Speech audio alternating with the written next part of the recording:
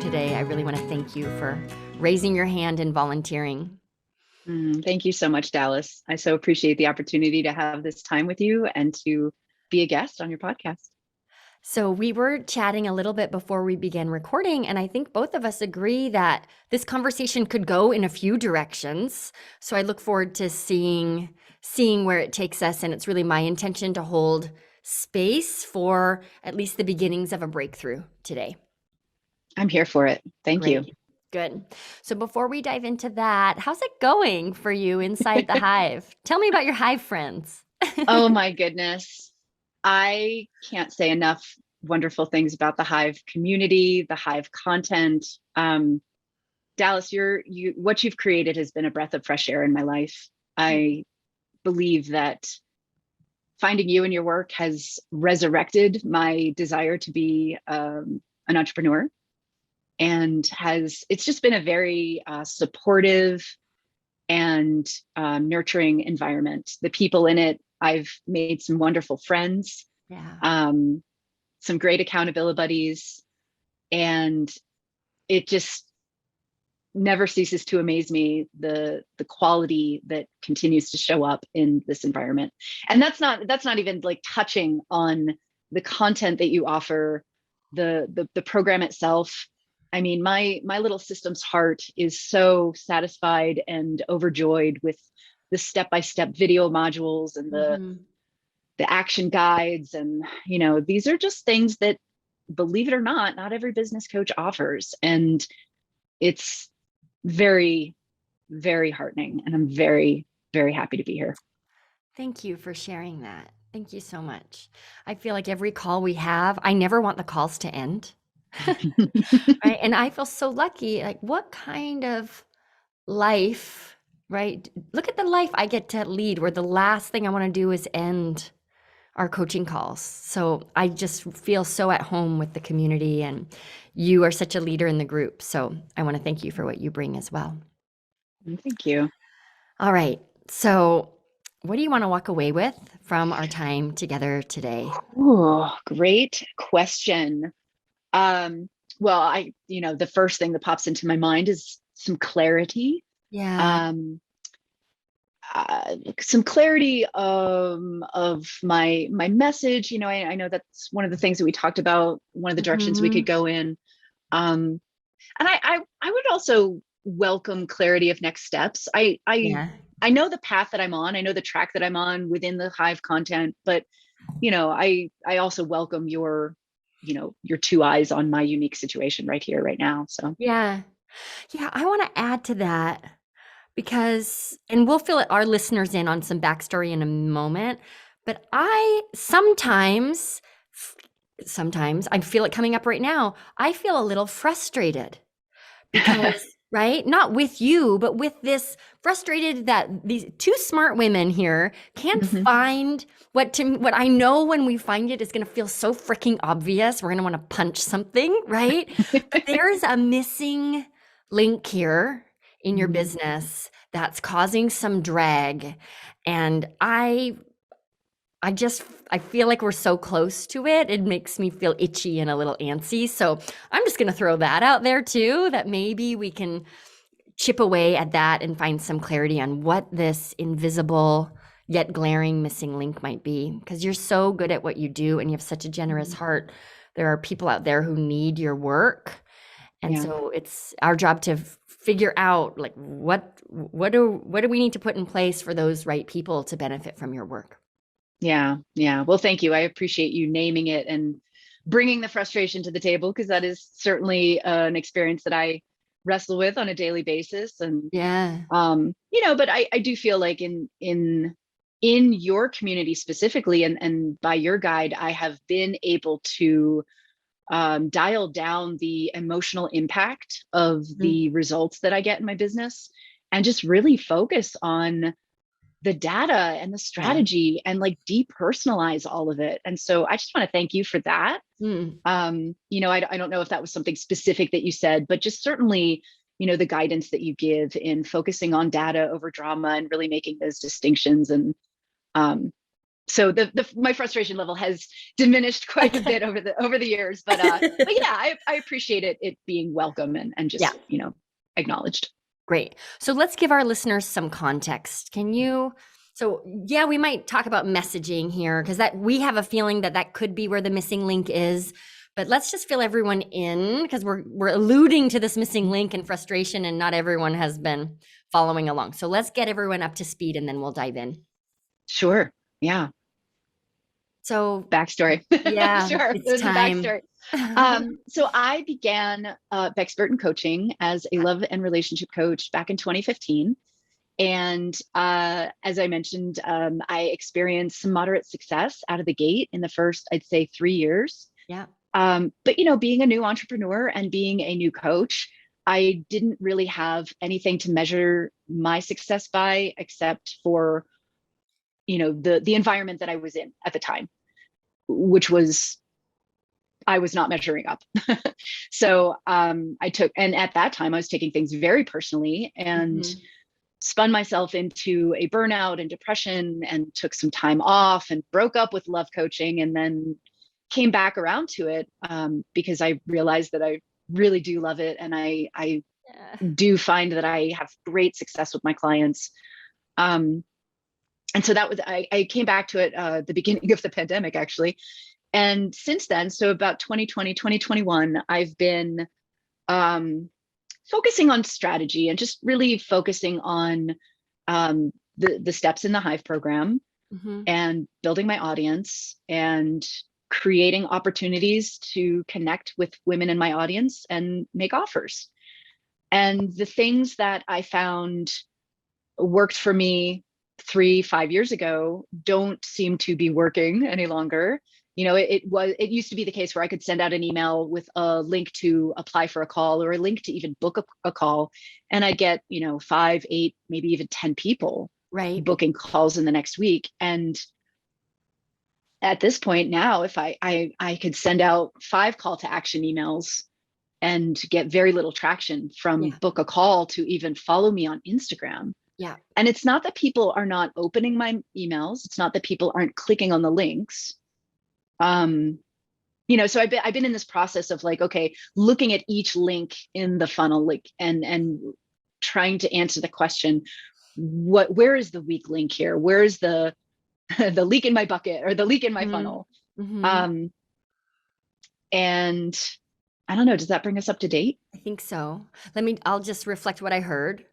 So when you first started out, you had some moderate success as a love and relationship coach. You were not in an environment that fed you. So you took a break. When you came back, and kind of since you've been back, something has been amiss, and you've spent the last year really committed to investigating what might be amiss. But it feels like you're working really hard to see very little results when it comes to client attraction. Yes. Yeah. Okay, great. So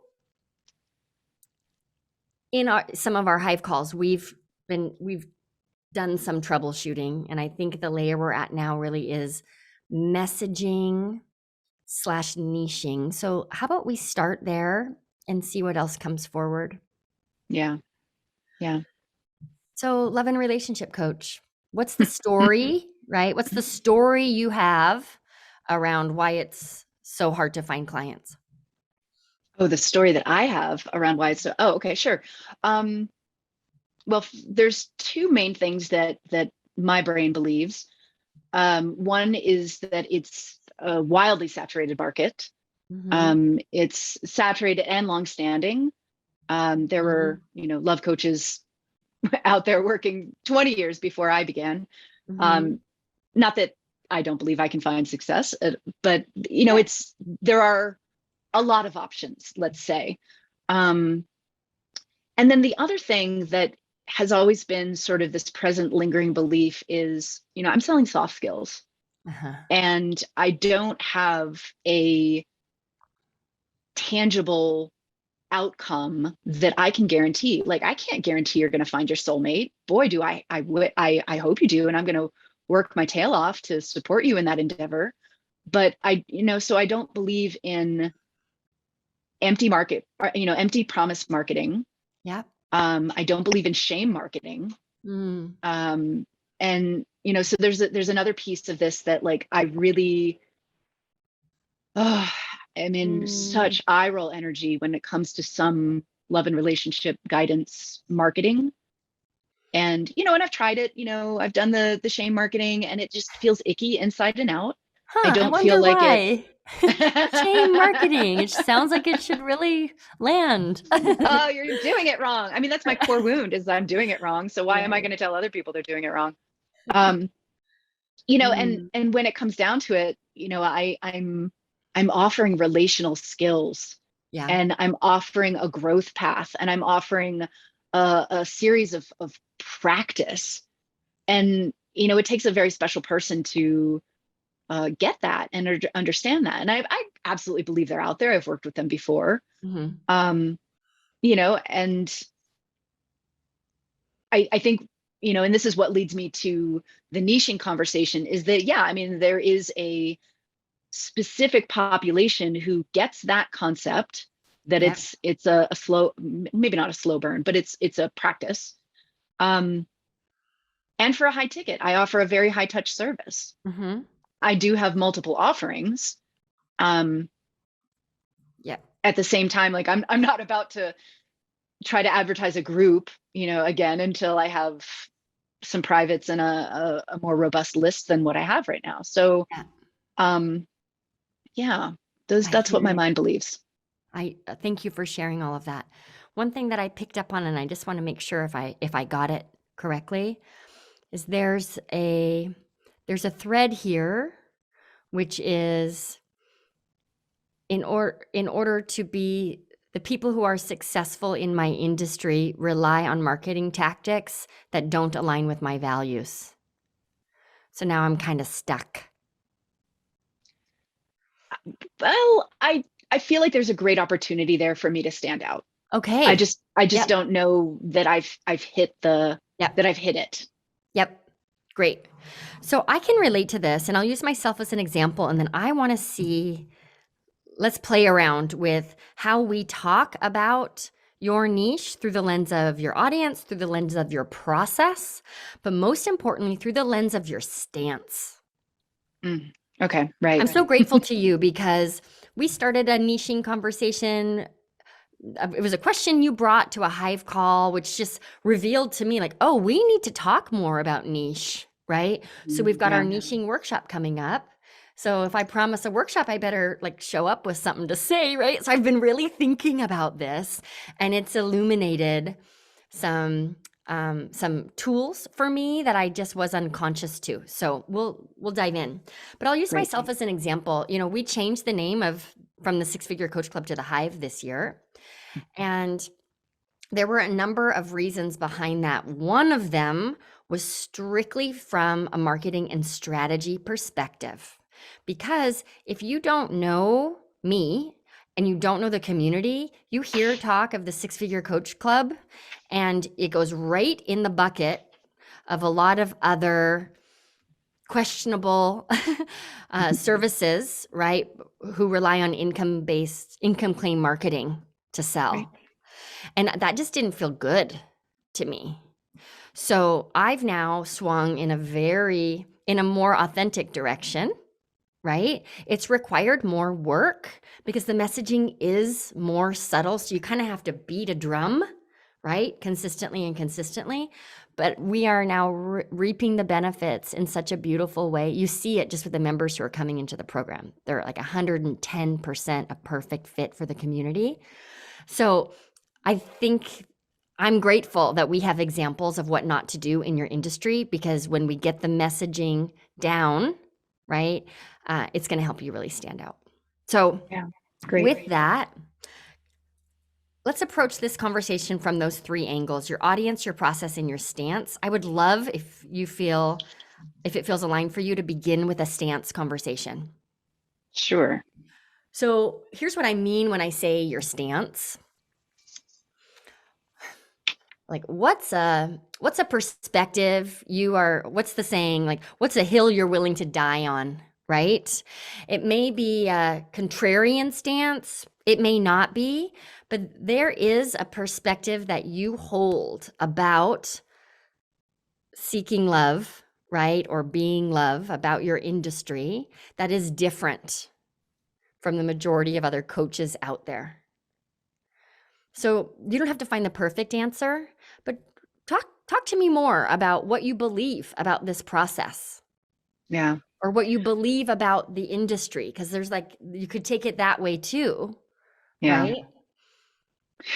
I think the biggest thing that comes up for me is um, the release of the shame, and there's so what I see in this industry is there's a lot of marketing targeted towards what women are doing wrong, what they're saying wrong, how they're showing up wrong, that turns men away, that turns men off. And while there may be a grain of truth to humans not having my stance is that humans don't have relational skills. Relational skills are not inherent. That's Uh-huh. actually, I've created content around this concept. So maybe that's it. The stance that I'm willing to die on is that relational skills are not inherent, and that, the more we make ourselves wrong, the more we alienate ourselves from love. Mm-hmm. Because what we're doing when we make ourselves wrong is we are judging ourselves and fueling the inner hatred and inner loathing that shows up in our relationships in the first place. So my stance is love, like love for self, love, compassion, self-compassion, like radical self-compassion. This is hard. This is not an easy process. Goodness, if it were easy, everybody would have outrageous lasting love. Mm-hmm. Mm-hmm. And Mm-hmm. even the most happy couples would not argue or have conflict. And Yes. that's just not true. Yes. So relational skills are not inherent. Conflict happens, and the growth is, who do we want to be? How do we embody love to not only attract healthy partnership, but grow healthy partnership? Yeah. Got it. So some of the things I grabbed there were, you can't be wrong enough or you can't feel bad enough to find love, That's good. I like that. right? Yeah. Another version of that would be like, if you want love, be love. I Hmm. love this stance. Finding love is hard. Anyone who tells you differently is not giving you the full picture. Yeah. There's nothing wrong with you is another stance, I love that. right? So when we talk about your stance, it's really this idea, like, what's the drum you're going to beat, right? So I'll use myself as an example. And shout out to Tamika Awai, right? She really like woke this up in me. But so one of my core stances is marketing shouldn't leave a bad taste in your mouth. Right? And you'll see that show up in most of my content in obvious and subtle ways. But so now we're not limited to, all right, my message is this one sentence tagline that has to represent everything. These themes can show up in your content, and people start to notice in a different way. Even the people on your list, they start to respond in a deeper and different way. Hmm. So the goal here is to narrow all of it. So if we were to pick 3 core stances that you're willing to argue for, right? What might they be as a starting point today? This is not your final answer. Hmm. I really love "There's Nothing Wrong with You." I've used Yep. that in content before. There's nothing wrong with you. You're not broken. I mean, that opens up a whole spiral of other thoughts beneath that. Um,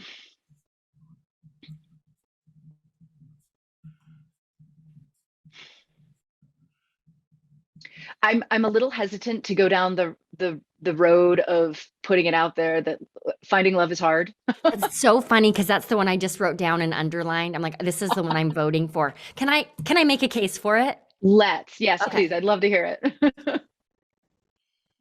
If we think about the lived experience of your audience, Hmm. what Yeah. is their lived experience? Their lived experience is that it's hard, So by that it's frustrating. normalizing, yes, by normalizing that, Yeah. Okay. first of all, it's true, right? Secondly, that says all of these other things about there's nothing wrong with you, you're not broken, in a way that I can hear, Sure. because now we're sharing a lived experience, right? Finding love is hard, and it's worth it. Yeah. So I really, out of all of them, that's my number one vote, because that's their lived experience. And who else is telling them that? Right. No, and yeah, and the more we're talking about it, the more I do align with it. And I think that I'm wondering if the thing that's coming up for me is that up until recently, maybe 2 years ago, I would say I would consider myself a love attraction coach. And people would ask me, do you coach partnered women? And I say, oh no, I'm not ready for that yet. And I've had this massive growth in my coaching, in my relationship, in my lived experience, and where yes, I now do work with partnered women and love that process equally as much as women attracting love. So I'm wondering if there's a way to include like the growing love or the keep. I even shy away from saying like keep love, I know, because it's right? not something Hang that we on. Hang on to it. keep. Right. Well, hold on here. Love But that is is their hard. perspective. Yeah. Love is hard. Love is hard. Sure. Yeah. That's like so refreshing to me. Is it? Okay. Okay. So there's nothing wrong with you. Love is hard. Is there a third one? Um, yeah, I think the third one would then be sort of the solution, or the answer is that, you know, love is a learnable set of skills. Mm. So it's sort of like love is not this thing you find or this thing that happens to you. It's a skill set that you cultivate. Yeah, and practice. Maybe Mm. love, maybe it's love is a practice. Not an accident or a fluke. Yeah. Right. It's intentional. Yeah. So thinking back to your messaging over the last year, Mhm. is there an opportunity to lean more assertively into these core messages?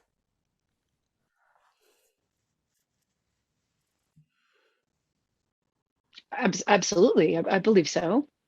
Um, I have been, let's see, I've used all of these in content over the last year. Mm-hmm. So I believe there's an opportunity to expand on it. I may not be getting the question. No, you are. You are. Okay. But here's my invitation. Only talk about these three things. Okay. And not like, hey, hi everyone, it's Bex. Just a reminder, love is hard. See you later. But a challenge that you face, and a lot of coaches face this, I do.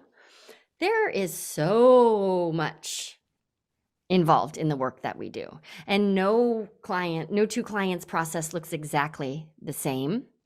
That we make the mistake to try to cover everything, and then it's confusing, right? Or it becomes less urgent for your audience.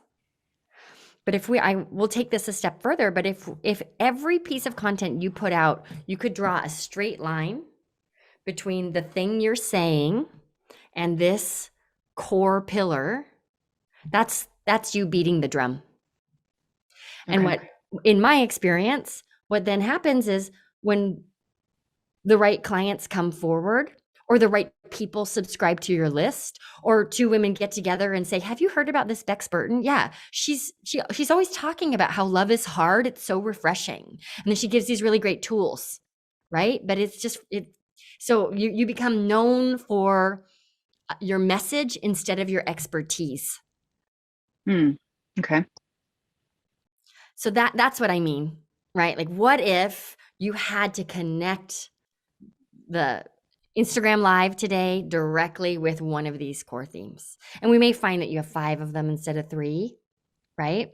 But let's pick one of them and then just brainstorm different pieces of content you might create that connect back to one of these. Okay.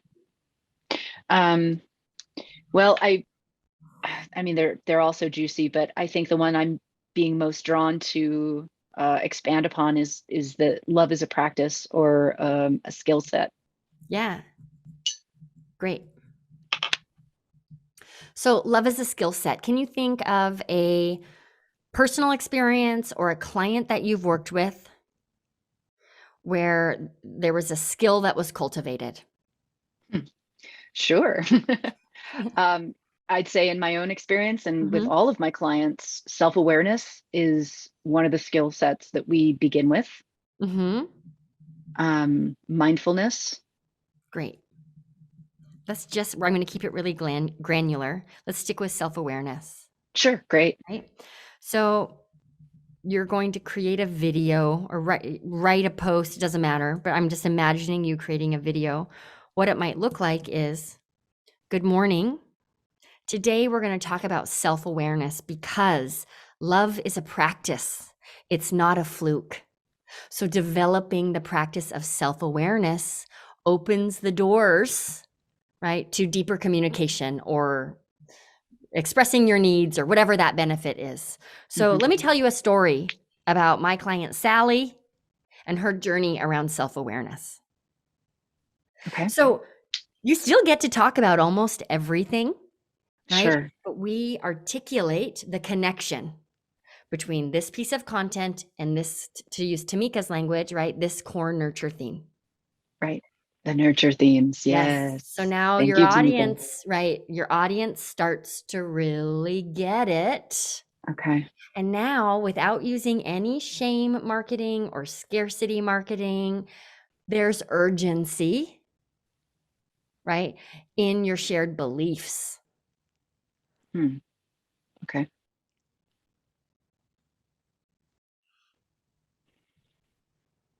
Yeah, I like where you're going with this. I definitely can. I mean, I can definitely stand firmly in these 3 stances that we've identified. These 3 uh, nurture themes. Was Sure. that her word Sure. for it? Yeah. Mm-hmm. And I can definitely see how those are the overarching themes that all the content points back to. Mm-hmm. I feel like some of that is underway, and I can, Yes. now that bring some consciousness to it and have and what I'm hearing you say is that every piece of content, every piece of communication draws back to one of these themes. Mm-hmm. There may be 2 more. Mm-hmm. I had a question about that. I just want to be clear that it would draw back to one theme and not get cloudy or muddled with like combining themes. Just keep it really clean and simple with one theme that the content draws back to. Yeah. Keep Okay. it clean and simple for sure. And we want to narrate the connection, right? So it's never implied. Play the Okay. game of, like, it's an Easter egg hunt. Like, where am I going to hide or not hide, right? This core theme, there's nothing wrong with you. Where am I saying that sentence Okay. in this piece of content? Love is a And when you practice, say, not a fluke. Where am I saying that sentence? okay. You were going to ask a question. Yeah. When you said narrate the connection, is that like using language like the reason why this is so important is because, or like that kind of transitional language? Yep. Or Yeah. even like, P.S., just in case you forgot, there's nothing wrong with you. You couldn't be blatant about it and ungraceful, right? Okay. But we just want to make sure that, because I'm seeing it. And again, we'll link to Tamika's site, everybody, but I've had major breakthroughs this year in my relationship to content and messaging. And it all began when she came on this show. And then we worked together, and I've just really been fully embracing it. So I want to shout her out for sure. But it's shifted for me, like, oh, this gets to be strategic and intentional instead of let me put some stuff out there because I'm supposed to, and hopefully things will happen. And it just feels less inspiring. Yeah. Yeah, for sure. Okay, so the step around this, Bex, is two things. Number one, what's wrong with my industry or missing from my industry, right? A stance that I'm willing to take. Once it's to see if there are other pieces to add here, right? Okay. I love less being more, right? But we also don't want to leave anything glaring out. Sure.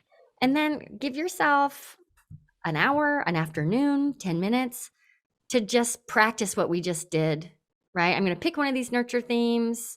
All right, there's nothing wrong with you. Can I think of an example to illustrate that point in a tangible way? And start to outline some content and some messaging. Okay. Because what that also might reveal is what else is missing from my list of themes here. Yeah, sure. Okay. And so this fits under the niching category of stance. So I want these to be strong opinions, right? Not necessarily contrarian, but that would be awesome if they were all like a record scratch. Wait, what did she just say? Something your audience believes, right? Or needs to believe that they're not hearing elsewhere. Yeah. Okay.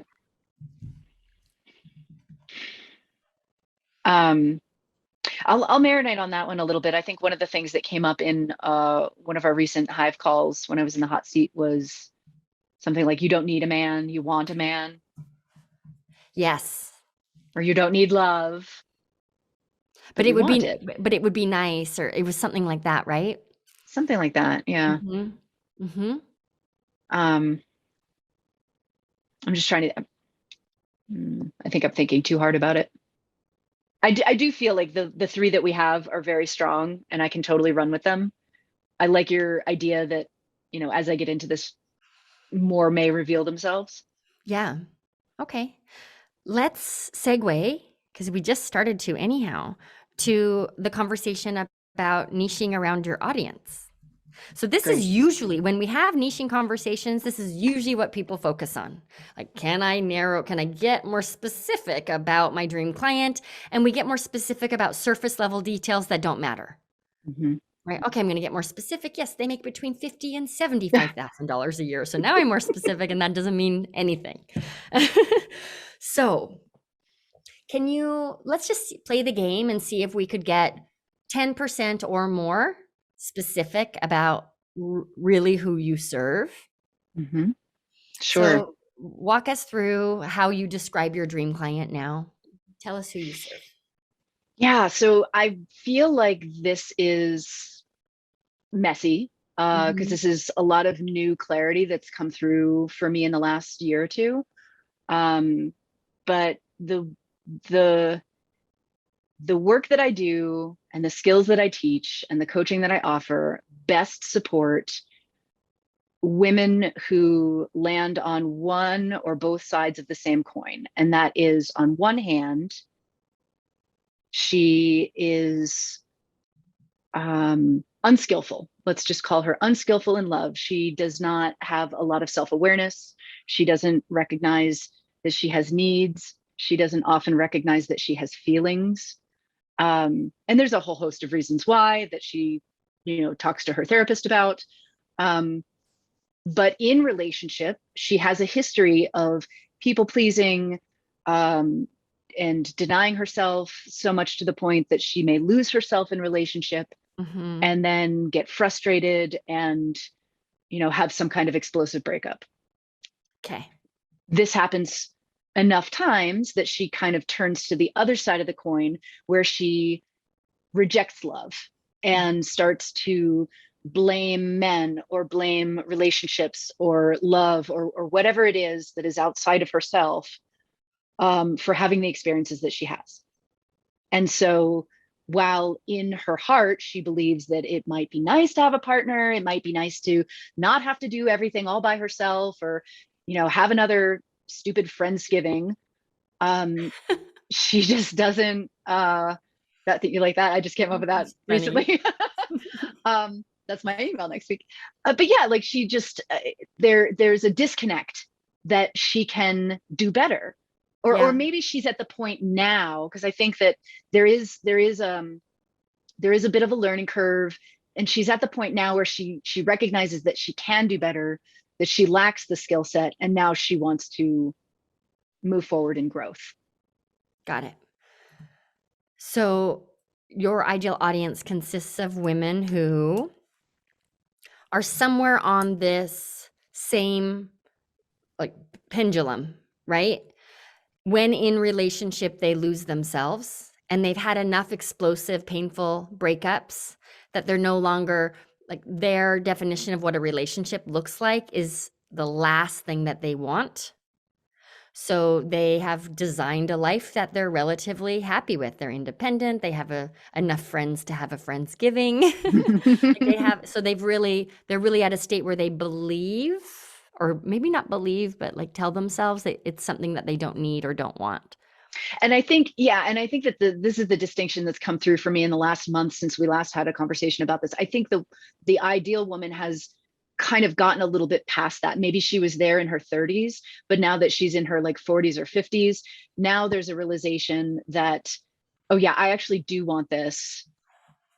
And maybe there's just this growth that's happened in her where she has more personal responsibility, or I don't know. I just want to avoid the uphill battle of trying to convince a woman, that she wants a relationship, because I know, right.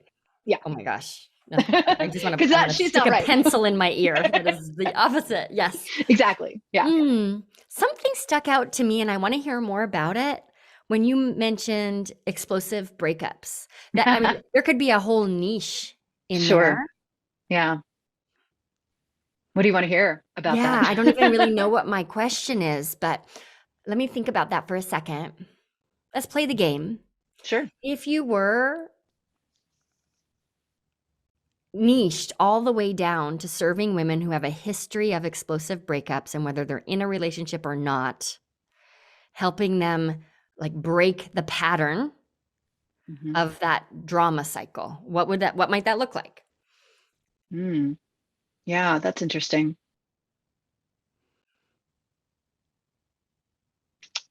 I like where you're going with finding sort of the common thread. And I don't know that I have enough data to back up the explosive breakup as the golden thread.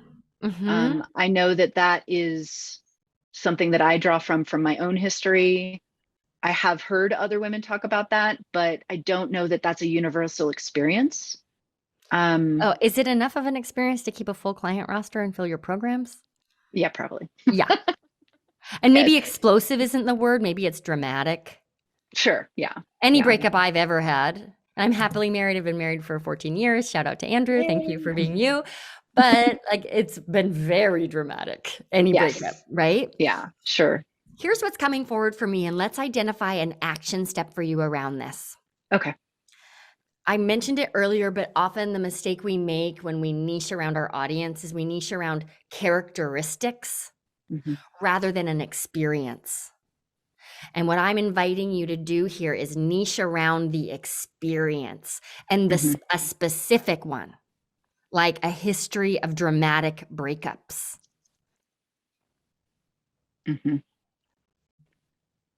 Okay. So my question is, other than letting that percolate, right? What's an action you might take to uncover that shared audience experience that you could hang your hat on? Could you repeat that question? Yeah, okay. I don't know actually, but I'll ask it in a different way. So I just want to make sure this conversation is super actionable for you. Sure. Yeah. So, what's a concrete action you can take to dig deeper into this or to further explore what is that specific shared experience that defines my target audience? An actionable step. Two things are coming to mind. One is conduct more spark interviews with willing women. I mean, and the other idea is to kind of test this in my content and see if there's any comments or feedback on Me Too experiences. If there's resonance, if I kind of describe it. I talk about it in my webinar a little bit, about my own trajectory and how 3 dramatic breakups sort of led me to the path of self-awareness and growth. And I do get some resonance in the chat when I talk about the the explosiveness. Yes, the drama. The codependent nightmare and mess. Right. So yeah, I think those are 2 things that I could take on for sure. Yeah. Great. To test this. And a potential, yes, to test this. I think we're really onto something with this. Yeah. So I think those are the first steps. And then in that work, if you realize, oh, okay, it's not actually dramatic breakups, a step to find out what it might be would be make a list of your 3 to 12, right? I'm pulling those numbers out of the sky. Favoritist of favorite clients that you've worked with in the last 6 years. Yeah. What is the shared experience that they all have in common? Mm-hmm. But I'm getting so inspired here because if we just stuck with this theme, this audience theme of explosive or dramatic breakups, right? Listen, love is hard. We've all had our fair share of dramatic breakups. So it makes sense, right? That you would hesitate to find the love that you want or even convince yourself that you don't want it. Yeah. Here, right? Like it's just the stage is set for this very clear message that will help you stand out without doing anything gross, right? Or without narrowing down in a weird way where it's like, I help corporate executives who work 80 hours or more a week find a partner who sees them for who they are. It's like, what are we doing? Yes. Yeah. Okay. So we talked about how to start niching down and narrowing your message around your stance. I love what we've uncovered here around narrowing down around your audience. Do you have any insights or questions you want to share related to either of those 2 pieces before we now talk about the third way to niche, which is your process? Yeah, well, even just in what you were saying just now lit up another sort of experience to highlight. And that's women who in the past who've tried to convince themselves that they don't want it, that they don't want a partnership or love. So that's great because I know that that's also a very common experience in the women that I work with and also want to work with. Yeah. You know what just occurred to me is I think often we are clearer about our target audience than we give ourselves credit for, but we don't communicate it explicitly in our marketing. Right? We've done an ideal client avatar worksheet, and then that's this like secret thing we keep to ourselves instead of really spelling it out for people. Listen, I know that you've probably gotten lost in relationships before, right? And had your fair share of explosive breakups. Just again, beating the drum, talking about that over and over again. So your people trust you enough to take a very scary leap. Right? Putting their money where their mouth is and doing this very hard work. Okay. Can we move on to niching around your process? Let's do it. Okay. I'm going to use myself as an example just to illustrate this for you and for our listeners. There are, I don't know if you noticed, but there are a lot of coaches who coach coaches out there. Right. I've been really speaking of Tamika, we were talking about it. I'm like, I almost want to have fun with that and Like my tagline is I'm a coach who I'm a coach who coaches coaches on how to get coaching clients. Like how much can we beat this horse? But anyhow, so one thing that illustrates my niche, right, is my process. And my process is not sexy and it's not fast, right? It's all about habits and tracking data and building one layer at a time. Which is very different from a lot of what we hear out there. And so I talk about the philosophy, right, and the approach behind my process. And that's another reason why I can kind of get away with what you're a business coach for coaches. Welcome to the club. But I'm very niched around my stance, right, and around my process. So the niche piece around the audience is a lot less specific. So if we looked through the lens of your process, how would your favoritist of favorite clients you've worked with before describe the way your process is different from what they see out there? I should have my testimonials pulled up right now. I think one of the things is the focus on self. I don't know that that's like extremely unique. I know that there are other coaches who do that, but my work is very much focused on self-love, self-acceptance, self-compassion, eliminating black and white thinking, creating more space for possibility. I would say there's something there around your process not focusing on, this isn't the right word, Bex, but manipulation. Like, don't do this if you want a man. Like that's teaching people how to be manipulative instead of authentic. Yeah, there's no tips or tricks. There's no there's no how to get a man. There's no if this then that. There's no formulas. And I do offer conversation frameworks and other tools that are but they're just not they're tools. They're not like tricks and strategies. They're more like things that you practice. I don't know. I often will talk about like comparing a love attraction journey to a weight loss journey or a fitness journey, because it's not instantaneous. There's no switch that you flip, and it's a commitment every day to either your partner or your process. Yes. I think we just hit onto something that to me feels very clear. Like your process is like, I'm not going to teach you love hacks and there are no tips or tricks. That's not what we're doing here. And really owning that. Yeah. That may not There's be our no magic text. Yeah, there's no magic text that you send.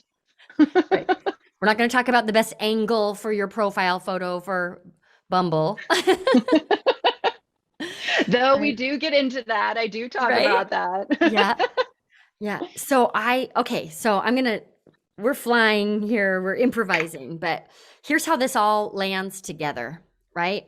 It begins with an understanding and a full-throated commitment to your stance. It does not begin with the audience.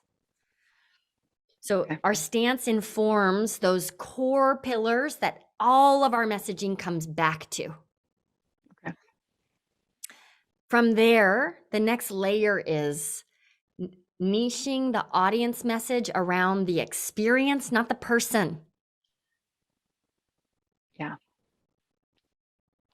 And then we pepper in, right, how the process is different.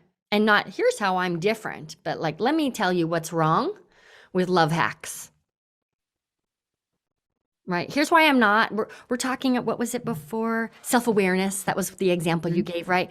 We're talking about self-awareness. And guess what? I'm not going to give you a 90-second formula to follow to be more self-aware. That's not actually how it works.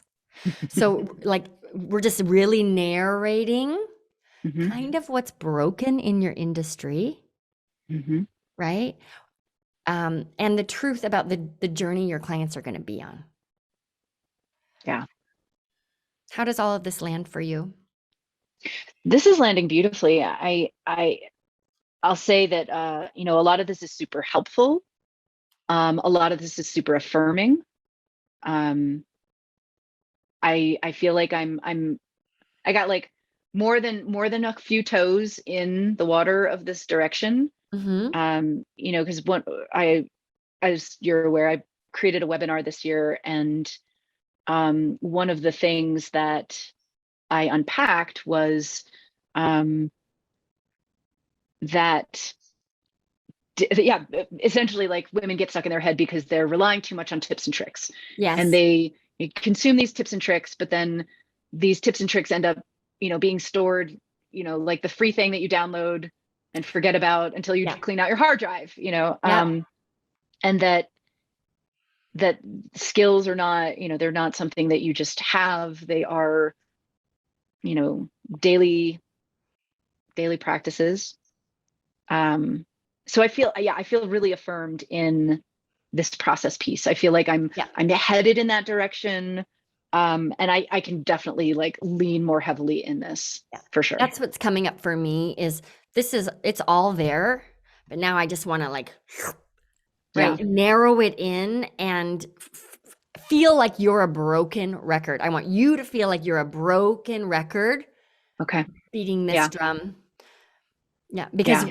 this is how you stand out. It's also how we amplify and accelerate the trust that needs to exist before a client is willing to invest in themselves through this work. It's super vulnerable, the work that you do, Yeah. Absolutely. right? Yeah. And so it has to be that narrow. I really love this, Dallas, because I do feel like I have a connected audience of fans and people that really uh, get a lot out of my writing and my the things that I share with them. But I love the idea of keeping it stupid simple with like these three themes, Mhm. because we're the only ones who notice, right? That we're beating the same drum and that we're a broken record. I used to feel this way, Completely, like right? as a Pilates teacher for a long time. I was like, oh my God, we did the same thing last week, but these folks are only coming in once a week, or they're only reading the emails once a week or twice a week or Right. whatever. And this is not what they're living, breathing, eating, sleeping, like we are as the Mhm. content creator. So Yeah. I can see where I can just go to town with 3 to 5 themes and go in many different directions, but like Yeah. keep coming back to these 3 things. Yeah. It And makes me very excited. me too. And I'm just thinking, so if we look at the client surge process, right? The shift that hopefully can occur with referral partners. Okay, so let me spell this out for our listeners. You ask, you're a love and relationship coach, and I adore you, and you're awesome. And I want to send my friend, but like, other than, well, she's a love and relationship coach. You should check her out. Versus, she's a love and relationship coach, and she's the only one talking about explosive breakups. And I know you have a history of that. You should go check her out. It even just makes the referral process easier because your stance is so freaking clear, Hmm. right? Yeah. I like all of the pieces we talk about on the Hive, it just accelerates them because of the specificity. Hmm. Yeah. Speaking of specificity, I'm curious if something that came up actually in a Hive breakout session with one of our lovely members brought to my attention. In our conversation, I was describing the women that I work with, and another common experience is a father wound. And I'm wondering if that might be too specific, or if like that's too psychological, or Hmm. I wonder if there's room for that to be a shared experience in the audience niche part. Yeah, I think it's all about how you communicate it. Yeah. Okay. So your dream, like if it was, let's talk about your father wound. Is that the language your favorite clients use to describe what's happening? Right? It's probably more like the words that her ex-boyfriend used to describe her, Right. or said something like, you gotta take care of that daddy wound of yours or something before, I don't know. I Right. mean, Yeah. yeah. Yeah. Oh, So maybe the experience is being told you have daddy daddy issues. issues. Right. Right. So that's such a Control issues clear, could also be, yeah. or Great. control I'm very, issues, right? It's yeah. such a clear example of using our words versus using our clients' words, Yeah, that's right? great. Great. Okay.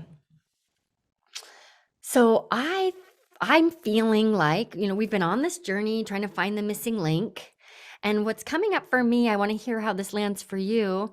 Is there maybe there isn't a missing link? It's just we're just seeing where there's room to go all in on this link that's been there. And it's Yeah. the going all in that makes the invitation to work with you much more clear and a decision much more obvious to make. Yeah. Yeah, I definitely agree. And I think what it is really is a new link, because Mm, prior to my time away from love coaching, I did not have a clear picture of who my skill set benefits most. right. And on this side of it, having worked with as many clients as I have, and having taken a little space, a little breather, and gone even deeper in my own work and my own relationship, like, boy, is it so clear, and it came to me out on a walk, like sometime mid last year, this idea of fiercely independent women. And I've just kind of been pulling that thread ever since. So Mm-hmm. I think you're right. I don't think it's really been a missing link. I think it's just this new link that is being more like fully developed and fortified in the Yeah. chain. Yep. I really hear it. And also like looping in the strategy around this, which is, all right, this is what I'm hanging my hat on. I'm going all in on this and claiming my space in this industry. Mm. Instead of, okay, I got to find some clients. So what, so then we just become a little loose, right? Right. What Yeah. happens when I go all in? Yeah. Hmm. Yeah. Good. Is there anything else you want to ask or share before we wrap up our conversation today? Well, I will share that, just being focused on the process, and, given the steps and the trajectory that we've gone down today, like this really is meaty, and this gives me so much to play with and experiment with. Oh, no, Um, you didn't. I did. I had to. But it just, for me, it really alleviates the personalization and the historic pain and frustration around, how it shows up in my results. Mhm. Part of this process of me being an entrepreneur has been, being process oriented and not being so outcome focused. So this gives me like, this just is a great, like, more layers of focus for being process orientation, and I'm really excited about it. Great. Me too. I think my goal was like, I want to find that gem that we haven't seen. And I'm really feeling confident that we found it, or at least we found the thing that's going to lead us to the thing. So, Totally. do you need any accountability inside the Hive around our conversation today? How can we support you? Oh, that's a great question. Well, I think that, I mean, the accountability that I would be looking for would just be that and I'll keep it simple, is that these three themes that we've identified today are present in, one of three themes is present in all of my public facing communications, at least between now and the end of the year. And, Great. I'll just kind of focus on that. Yeah. Great. I think that's brilliant. And you can also you know where to find me, right? You can ask questions and share your Yeah. process. It'll be helpful for others. Thank you so much for coming on the show today. This was Mm. a really illuminating conversation, and I'm feeling hopeful and excited to see how this unfolds for you. Me too. Thank you so much. Thank you so much for your insight and your constant support. I appreciate it. You're welcome. And thank you all for listening. We will see you back here next week. Bye-bye.